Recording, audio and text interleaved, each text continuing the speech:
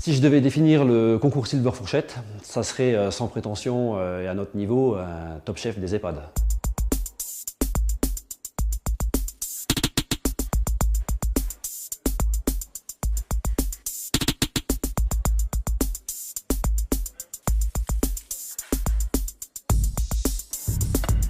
L'idée de ce concours, en fait, c'était de faire un menu sur une base de menu traditionnel élaboré, à caractère gastronomique, et de pouvoir proposer aussi 5 assiettes en texture modifiée.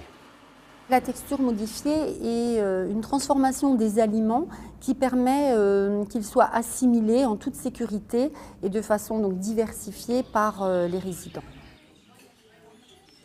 Au point de vue de la santé, le concours de Silver Fourchette, je pense, est un élément en plus de lutte contre la dénutrition, puisqu'il fait sortir le cuisinier en quelque sorte de ses cuisines.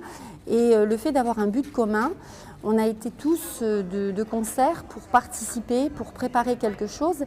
Et d'ailleurs, même les familles et les résidents étaient de la partie, puisqu'ils notaient les cuisiniers. Donc chacun avait un rôle et ça a donné un dynamisme à l'équipe.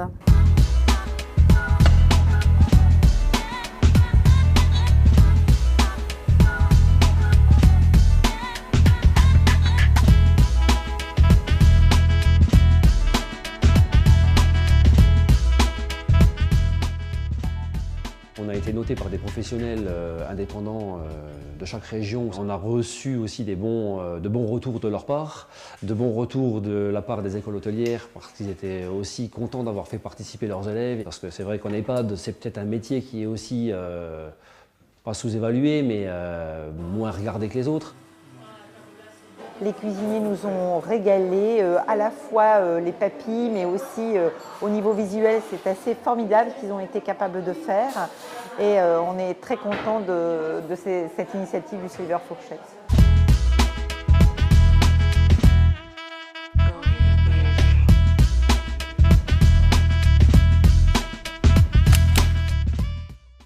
Ce concours m'a apporté en fait une motivation supplémentaire que j'avais déjà, mais c'est vraiment surmotivant. On a envie de se décarcasser un peu plus et puis de faire plaisir à nos clients, quoi, nos résidents.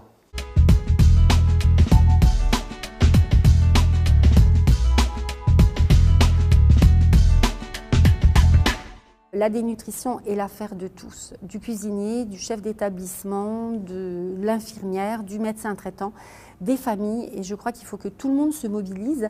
Et des concours type Silver Fourchette est en fait une grande fête contre la dénutrition.